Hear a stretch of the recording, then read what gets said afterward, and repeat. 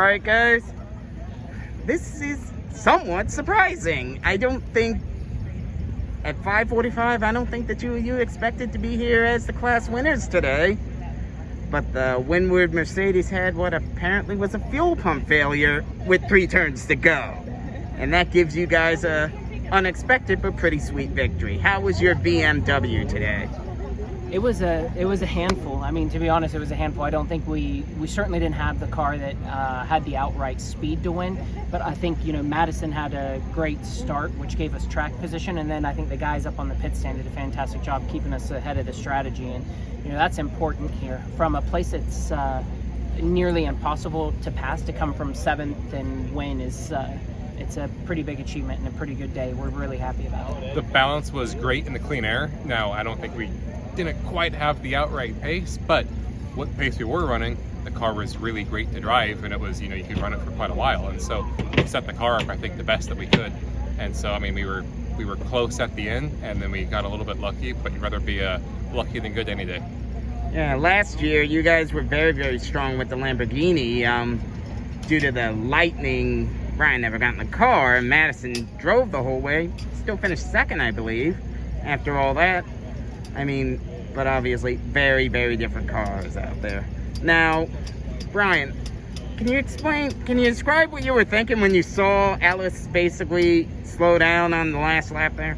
Well, I mean, it's, we were super happy to finish 2nd from where we were and think, man, we're not going to finish on the podium, then we are going to finish on the podium. And then you see him start to run out of fuel, and you start thinking, man, maybe we can win this thing.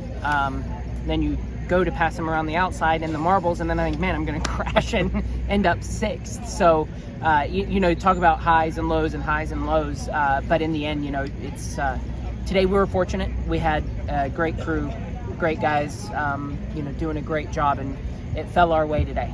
How bad were the marbles out there?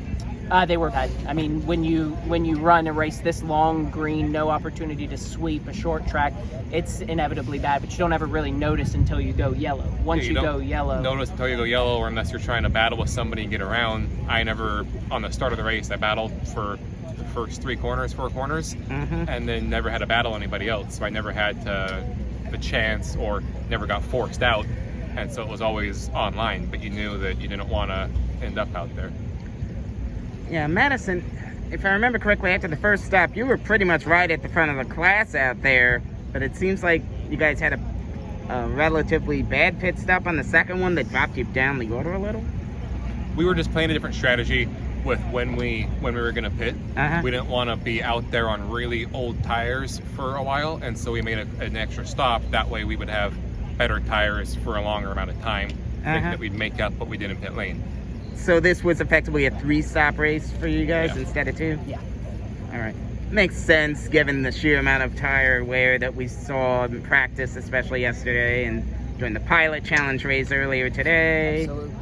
Knowing that the best car probably finished 9th in that race today, so it's fully understandable. Anyway, congratulations, you guys. Jared Haas with Frontstretch.com. Make sure to hit that subscribe button.